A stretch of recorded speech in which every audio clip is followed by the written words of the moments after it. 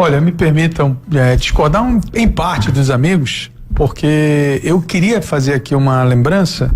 Há 2 anos atrás, aqui nesse programa, a gente falou sobre a criação de um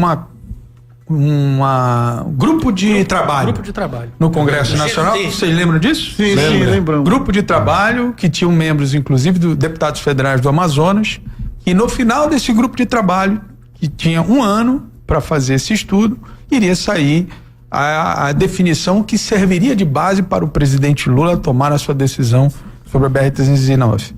Eu lembro isso muito bem. Então, toda vez que eu ouço criação de grupo de trabalho, de frente parlamentar, disso, daquilo, outro, me dá um pouco de, não de raiva, mas me dá um pouco de ansiedade, porque eu sei que isso, na verdade, são iniciativas com o âmbito de criar uma espécie de, vamos dizer assim, publicidade em torno do tema, né? Por quê? Porque o grande problema da BR-319 não é a vontade dos parlamentares, né? Nós temos aqui no Amazonas, por exemplo, senador Eduardo Braga, senador Omar Aziz, que falam de forma repetida, né, a importância, e o próprio senador Plínio Valério, da importância da BR-319.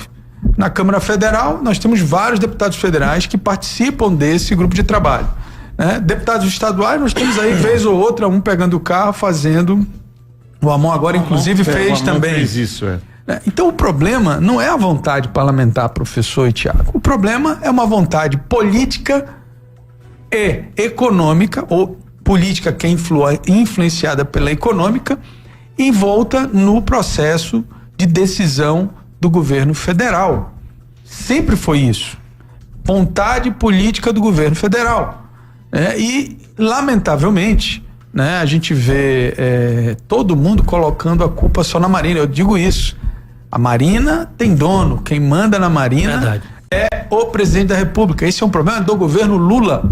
O governo Lula não tem interesse em resolver essa questão. Eu digo isso contrapondo, inclusive, a fala do governo do Lula, que diz que quer.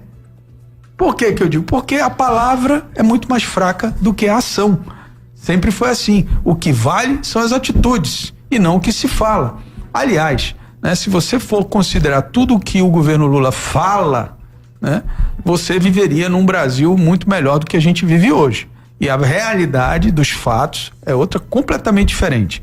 Então, quando a gente fala de BR-319, a gente precisa lembrar que os parlamentares amazonenses sempre fizeram pressão e força para que essa estrada saísse. E eu estou falando não só do atual governo Lula, eu estou falando desde o Lula 1, Lula 2, Dilma 1, Dilma 2 e depois próprio do governo Bolsonaro teve pressão para que isso saísse do papel e agora no governo Lula 3. Então a verdade é essa, meus amigos, vamos fazer pressão, professor, vamos fazer grupo de trabalho, mas a gente sabe que a decisão mesmo ela depende única e exclusivamente de órgãos federais. Eu diria o seguinte, se o governo do estado do Amazonas tivesse peito para enfrentar essa questão de outra forma, pegaria uma rota em terras estaduais e faria uma estrada estadual.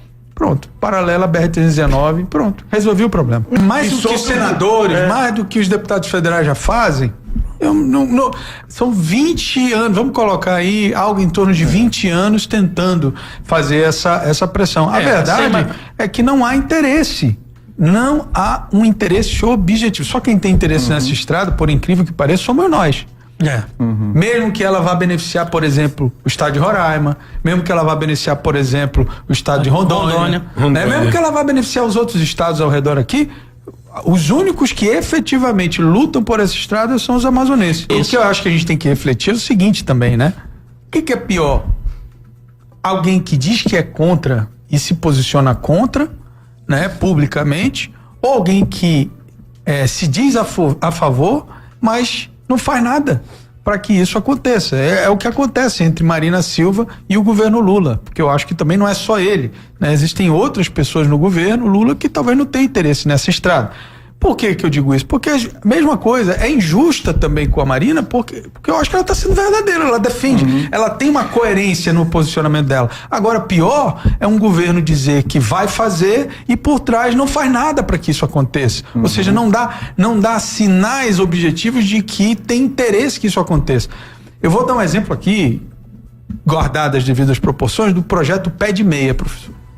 Não tinha dinheiro, não tinha previsão nem orçamentária. Exatamente. Os caras fizeram e aconteceram para poder fazer o projeto acontecer. Então isso é a prova de quando o governo quer, ele faz, depois ele vai justificar no TCU, depois ele vai resolver. Uma maneira, né? Ele vai fazer. Então, assim, a gente sabe como funciona, a gente entende, né? O que a gente não pode é ficar sendo enganado. Eu acho que a sociedade amazonense tem que parar de ficar ouvindo só palavras. A gente precisa olhar as atitudes. A gente vê, por exemplo, o senador Omar Aziz criticando a ministra Marina Silva, o senador Plínio, inclusive, de forma, agora recentemente, falou de uma forma, inclusive, que lhe causou um prejuízo de imagem e tudo mais, criticando a Marina Silva. A gente vê o senador Eduardo Braga criticando a não termos a BR-319. Mas, além da crítica, o que os senhores fizeram enquanto senadores?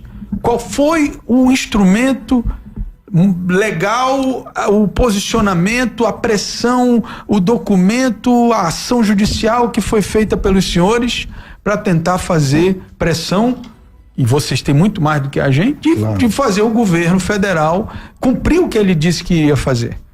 Quer dizer, é muito fácil criar o tal do grupo de trabalho, porque você joga para a mídia que está fazendo alguma coisa e passa-se um ano, como a gente já previa aqui no programa. Quase 2, né? Quase 2 já, e não tem absolutamente nada.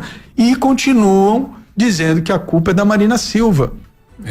Temos que parar com isso, a gente tem que parar de querer ficar sendo enganado o tempo inteiro, né? E cadê os deputados federais, por exemplo, bolsonaristas de direita, que poderiam usar isso como pauta para agir efetivamente, né? Eu acho que a pauta do 8 de janeiro é importante.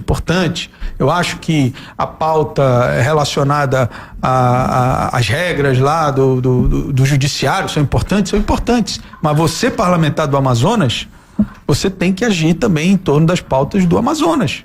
E a BR-319, no meu entendimento, eu acho que de todo mundo aqui, é uma pauta importante para nossa região. E os senhores, o que estão fazendo? A questão dos modais, né, que o senhor citou, né?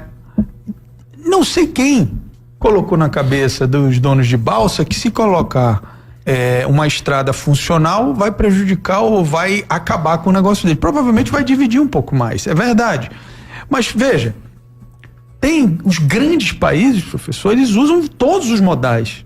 Todos, não só usam um não. Eles têm a balsa quando precisa de balsa, ele tem a estrada, ele tem a ferrovia, ele tem, entendeu? Então assim,